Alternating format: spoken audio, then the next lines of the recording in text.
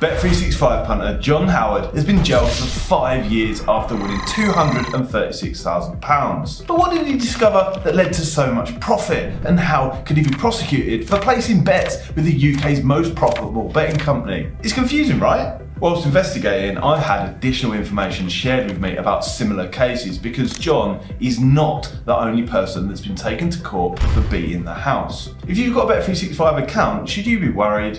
This video reveals the ugly truth about what has really gone on here, including plenty that the betting companies don't want you to see. For context, and so the broader audience can understand what I believe is really happening here, I need to explain because, coupled with another case that I've seen, I think Bet365's legal team may have successfully confused the court into doing their dirty work for them here. So Essex Police made this press release earlier in the month where they stated that a man had been jailed and convicted for conspiracy to commit fraud by false representation against an online betting company, Bet365. This in turn led to a flurry of different headlines with various news outlets with a heavy amount of spin and not a lot of clarity. So if we take a look at the actual press release, you can see that there's several main points here. The conspiracy to fraud against Bet365 via false representation, the fact that he received £236,000 in benefit, which for context is around about 25% of what Bet365 take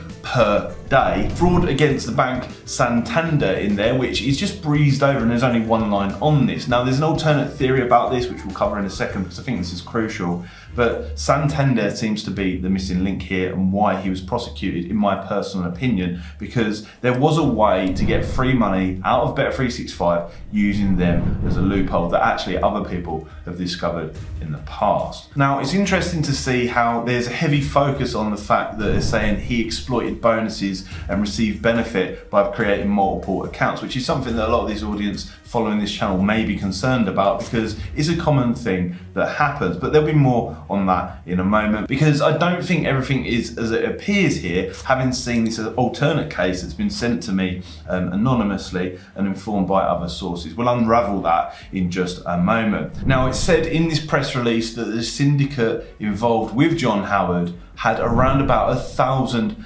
Bet365 accounts. So this is obviously right at the extreme end of the spectrum in terms of multi-accounting. Now this requires further context because at this point it really doesn't make sense having read through it there, because why would somebody want to create multiple Bet365 accounts? The broader audience probably won't understand this, but to explain, companies like Bet365 use algorithms to measure how successful a customer is when they're betting with them. So they know very quickly, even if you haven't won a lot of money, that you will be a positive or negative expected value customer over the longer term. If you're positive expected values, it means that you will be a winner. You'll be put into that bucket with professional bettors and they just won't take your money anymore. They will state restrict you. They will only let you bet a few pence. So they ban people who win, which is why people create additional accounts. And actually, Bet365 pioneered this way of approaching customers over the last 10 years or so, and all other betting companies have followed suit. Now they do this because it's easier for them to actually ban people that are successful on their platform than it is for them to actually improve and correct their odds and prices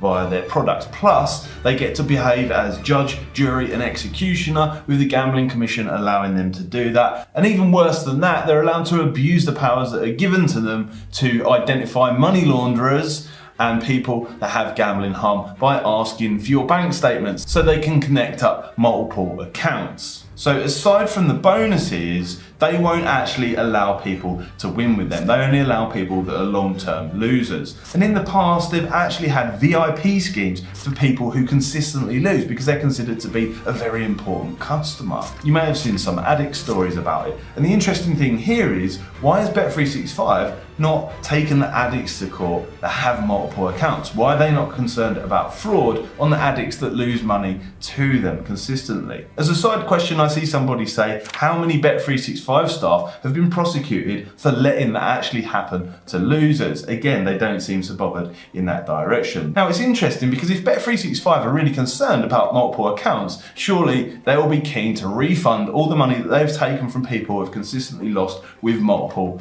accounts. Now obviously that's not going to happen, is it? Which is the point that I want to highlight here. Bet365 are only concerned about fraud when it's costing them money. So now we've got that little bit of context, I'll explain what I think actually really happened here, having seen this other case too, because there are some strong trends that appear to be very similar to this particular case, having seen it. So people willingly gave Jon Howard their details to bet in their name. As Detective Sergeant Mike Monkton said of the Kent Police in this press statement, betting online in someone else's name is against the terms of use. So it's not illegal, and you may have views on that ethically, much like you might do about what Bet365 do, but betting in someone else's name is against the terms of use. So it's good news for you guys. You're not going to be in trouble if you've placed a fiver on the Grand National for your nan. You haven't actually committed a crime. And that in itself raises an interesting point. Why isn't Bet365 following up all the people that place a bet on behalf of somebody else for something like the Grand National, where they may have lost money and the company has benefited? Now, I believe personally that this has been quite deceptive in terms of what the company have done and maybe using their legal team in the court, because the court doesn't actually understand betting and how this company is operating consistently. So are the company deceiving the courts? Well, in this case, it seems clear to me that Jon Howard was actually taken to court under the premise of money laundering, as mentioned in the press release, and taken to court under the premise of fraud against Santander, and then actually their solicitors have thrown in all these terms about bonus abuse and saying that, you know, he shouldn't have been receiving this extra money and that's how he's made money, which all seems very deceptive. But really, the reason that's given here has got nothing to do with why he was found guilty or actually considered a criminal. And obviously the Racing Post and industry affiliates that promote Bet365 consistently have jumped all over this in a matter of seconds in an attempt to try and reduce it and stop people from having multiple accounts that are actually consistently winning and making money from the betting company. So, and this was exactly what was happening in the additional court case that was sent to me anonymously. Unfortunately, I can't actually show you that in this video. So the alternate theory that I believe that what has really happened here, which has been considered a crime,